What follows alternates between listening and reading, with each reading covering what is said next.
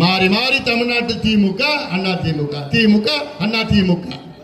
இவர்களால் தமிழ்நாட்டுக்கு இனி எந்த பயணம் கிடையாது. இவருடைய பயனெல்லாம் காலாவதி ஆகிவிட்டது. இவர்கள் தமிழ்நாட்டுக்கு இனி தேவையில்லை. இந்த இரு கட்சிகளும் தமிழ்நாட்டை மாறி மாறி கொள்ளையடித்துக் கொண்டு தமிழ்நாட்டை நாசப்படுத்திக் கொண்டிருக்கிறார்கள்.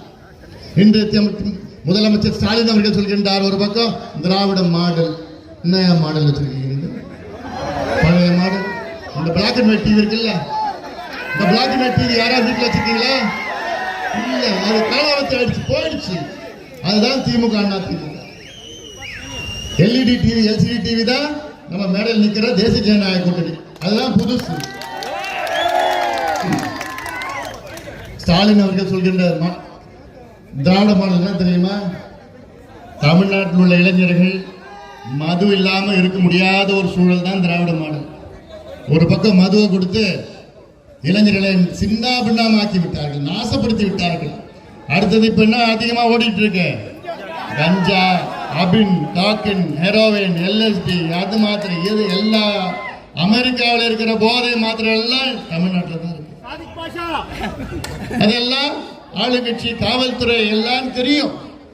ஆனால் நடவடிக்கை சரியான முறையில் எடுக்காத காரணத்தால் தான் பள்ளிக்கூடம் போற பிள்ளைகள் எல்லாம் இன்னைக்கு போதைப் பொருள்ல சிக்கிட்டு இருக்கிறாங்க.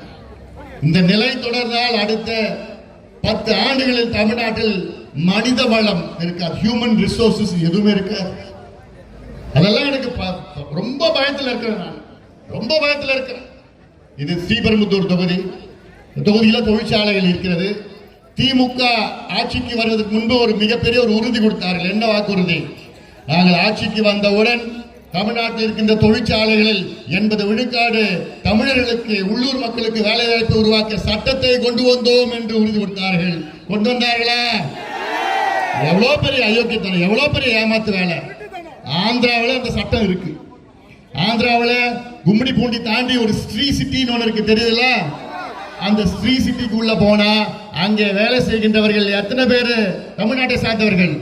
யாரும் கிடையாது. அங்க 90 விழுக்காடு ஆந்திரா மாநிலத்தை சார்ந்தவர்கள் தான். 90 விழுக்காடு. ஆந்திராவிலே சட்டம் இருக்கிறது, தெலுங்கானாவிலே சட்டம் இருக்கிறது, கர்நாடகாவில் சட்டம் இருக்கிறது, மகாராஷ்டிராவில் சட்டம், குஜராத்தில் சட்டம் இருக்கிறது.